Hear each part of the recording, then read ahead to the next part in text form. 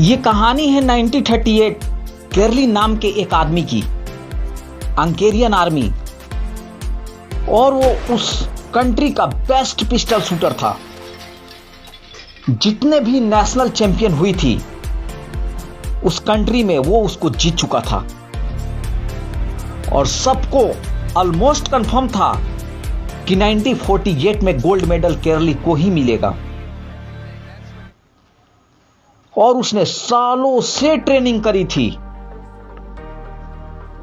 उसका एक ही सपना था, एक ही फोकस था, एक ही मकसद था कि मुझे दुनिया का बेस्ट हैंड शूटर बनाना है, बेस्ट बनाना है, बेस्ट बनाना है, बेस्ट बनाना है। और वो कामयाब हो गया बेस्ट बनाने में। वो बना लिया बेस्ट। सिर्फ 2 साल का फर्क था। 1938 में एक आर्मी का ट्रेनिंग चल रहा था। क्योंकि वो एक आर्मी में था तो एक एक्सीडेंट हो गया। ग्रेनेड फट गया। उसके उसी हाथ में जिससे गोल्ड मेडल जीतना था, जिसमें एक हैंड ग्रेनेड फट गया और वो हाथ चला गया। जो उसका सपना था, जो उसका फोकस था, सब खत्म। उसके पास 2 रास्ते थे। बाकी के पूरे जिंदगी रोता रहे, कहीं जाकर छुप जाए, या अपना जो गोल था, जिस पे अपना फोकस किया था, वो पकड़ के रखे। तो उसने फोकस किया उस पे जो उसके पास था, ना कि उस पे किया जो उसके पास नहीं था। जो उसके पास था, और क्या था? उसके पास में एक लेफ्ट हैंड, एक ऐसा हाथ जिससे वो लिख तक नहीं सकता था। 1 महीने तक हॉस्पिटल में इलाज चला और सही 1 महीने बाद अपना ट्रेनिंग शुरू कर दी अपने इस हाथ की। ट्रेनिंग के 1 साल बाद 1939 में वो फिर से वापस आया। नेशनल चैंपियन बहुत सारे पिस्टल शूटर थे। उन्होंने जाकर उसे कंग्रेचुलेट किया और कहा कि यार, ये होता है जज्बा, ये होता है स्पोर्ट्समैन रिस्पेक्ट, कि इतना सब कुछ होने के बाद भी तुम यहां आए हो हमको देखने के लिए और हमारा हौसला बढ़ाने के लिए। किसी को नहीं पता था कि वो अपने 1 साल से अपने लेफ्ट हैंड की ट्रेनिंग कर रहा था। और उसने जवाब दिया, मैं यहां पर तुम्हारा हौसला बढ़ाने नहीं आया हूं, मैं तुमसे कंपीट करने आया हूं, तुमसे लड़ने आया हूं, तैयार हो जाओ।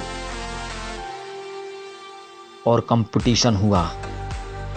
बाकी के सब जितने भी थे सारे कंपीट कर रहे थे अपने बेस्ट हैंड से। ये कंपीट कर रहा था अपने ओनली हैंड से। Only hand. कौन जीता? मैं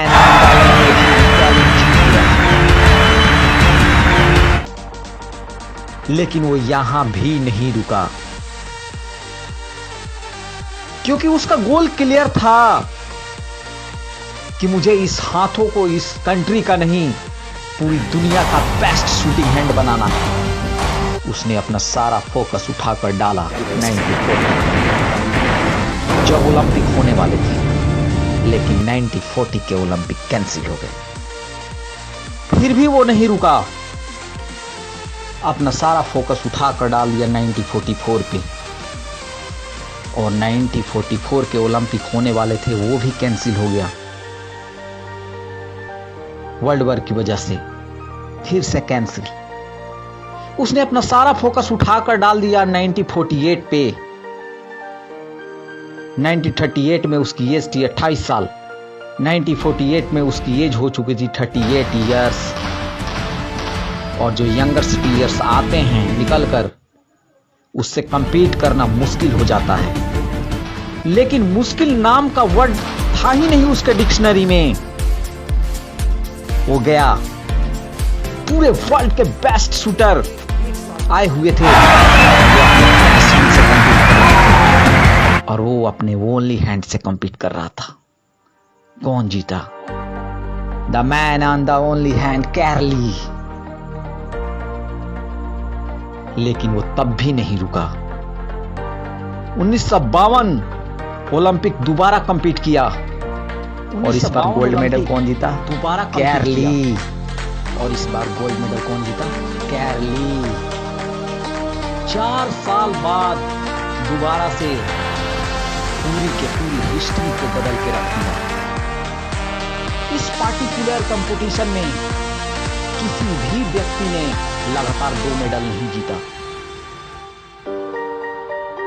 आप किसी भी लूजर के पास चले जाओ, उसके पास हजार ऐसे लिस्ट होगी बहानों की कि मैं इस वजह से फेल हुआ अपने लाइफ में, इस वजह से कुछ नहीं कर पाया। बहुत लंबी लिस्ट है। और किसी तरह विनर के पास चले जाओ, उसके पास हजार ऐसी वजह होगी ना करने की जो करना चाहता है, सिर्फ एक ऐसा वजह होगी करने की जो कर सकता है।